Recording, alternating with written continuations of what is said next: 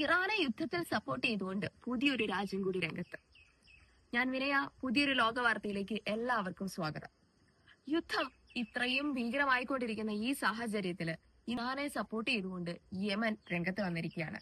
Yemen direct അല്ല രംഗത്ത് വന്നിരിക്കുന്നത്, ഹൂത്തികൾ വഴിയാണ് ഇസ്രായേലിനെ അവർ ആക്രമിച്ചത്. അതായത് യമനിൽ നിന്നുള്ള ഹൂത്തികള് ഇസ്രായേലിനെ ആക്രമിച്ചിരിക്കുന്നു. കാരണം എന്താണ്? ഇറാനോടുള്ള ഇസ്രായേലിന്റെ പക തന്നെ. ഇവിടെ നമ്മൾ ശ്രദ്ധിക്കേണ്ട ഒരു കാര്യമുണ്ട്.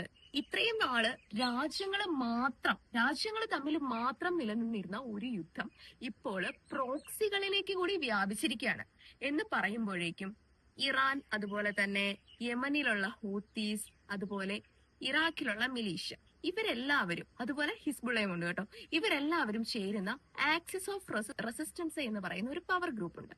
ഈ പവർ ഗ്രൂപ്പിലെ ഒരു മെമ്പറാണ് ഇറാൻ. സോ ഇറാനെ ഇപ്പൊ ലോകരാജ്യങ്ങളെല്ലാവരും ആക്രമിക്കുന്ന സാഹചര്യത്തില് ഈ ആക്സിസ് ഓഫ് റെസിസ്റ്റൻസ് ഗ്രൂപ്പിന് ഇത് വെറുതെ കണ്ടു നിൽക്കാനാവില്ല. അതുകൊണ്ടാണ് ഇന്നലെ അവരൊരു സ്റ്റാർട്ടിങ് എന്നോണം ഇസ്രായേലിനെ ആക്രമിച്ചത്. ഇത് ഒരു നിസ്സാരമായുള്ള കാര്യമായിട്ട് നമുക്ക് കാണാൻ പറ്റില്ല.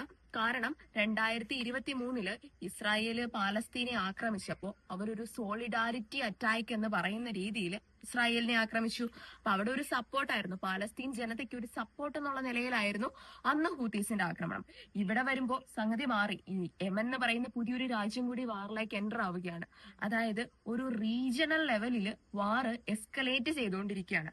ഒമാനിലെ സലാല തുറമുഖത്ത് ഇറാന്റെ മിസൈൽ ആക്രമണം നടന്നിട്ടുണ്ട്. അതുപോലെ ഏറ്റവും പ്രധാനപ്പെട്ടത് അബുദാബിയില് മിസൈൽ ആക്രമണത്തിന്റെ ഭാഗമായിട്ടുണ്ടായ ഡെബ്രിസ് വീണ് 5 ഇന്ത്യക്കാർക്കാണ് പരിക്ക് പറ്റിയിരിക്കുന്നത്. ബാക്കിയുള്ള രാജ്യത്ത്, അതായത് പ്രവാസികളായിട്ട് നമ്മുടെ രാജ്യത്ത് നിന്ന് പോയി അവിടെ ജോലി ചെയ്ത് കുടുംബത്തെ സപ്പോർട്ട് ചെയ്യുന്ന നമ്മുടെ ഡയസ്പോറയുടെ പാർട്ടായിട്ടുള്ള 5 ഇന്ത്യക്കാർക്കാണ് ഇറാന്റെ മിസൈൽ ആക്രമണത്തിൽ പരിക്ക് പറ്റിയിരിക്കുന്നത്. അങ്ങനെയുള്ള കുറെ കാര്യങ്ങൾ നടക്കുന്നുണ്ട്. ഇറാന്റെ ഒരു പവർ പ്ലാന്റ്, അതായത് ഹെവി വാട്ടർ പ്ലാന്റും അതുപോലെ സിവിലിയൻ ന്യൂക് സൈറ്റ്സ് എന്ന് പറഞ്ഞാൽ ഒന്നുമില്ല, സിവിലിയൻ ന്യൂക്ലിയർ സൈറ്റ്സ് എന്ന് പറയുമ്പോൾ ഇലക്ട്രിസിറ്റി ജനറേറ്റ് ചെയ്യാനൊക്കെ ചെറിയ തോതിൽ ന്യൂക്ലിയർ ഫിഷൻ യൂസ് ചെയ്യാറുണ്ട്. അപ്പൊ അങ്ങനെ യൂസ് ചെയ്യുന്ന പ്ലാന്റ്സിനെ നമ്മൾ വിളിക്കുന്ന പേരാണ് സിവിലിയൻ ന്യൂക് സൈറ്റ്സ്. അപ്പൊ ഇറാന്റെ സിവിലിയൻ ന്യൂക് സൈറ്റ്സ് ആയിട്ടുള്ള അറാഖ് ന്യൂക്ലിയർ സൈറ്റ് അറ്റാക്ക് ചെയ്തിട്ടുണ്ട്. യുദ്ധം ഓരോ ദിവസവും അതിന്റെ തീവ്രത കൂടി വരികയാണ്. ഇപ്പൊ യമനും അതുപോലെ ഹൂത്തീസും കടന്നു വന്ന സാഹചര്യത്തിൽ നാളെ എന്താവും നമുക്ക് പറയാൻ പറ്റില്ല. എന്ത് തന്നെയാണെങ്കിലും പുതിയൊരു ഇൻഫർമേഷനുമായിട്ട് വരുന്നവരേക്കും എല്ലാവർക്കും നമസ്കാരം.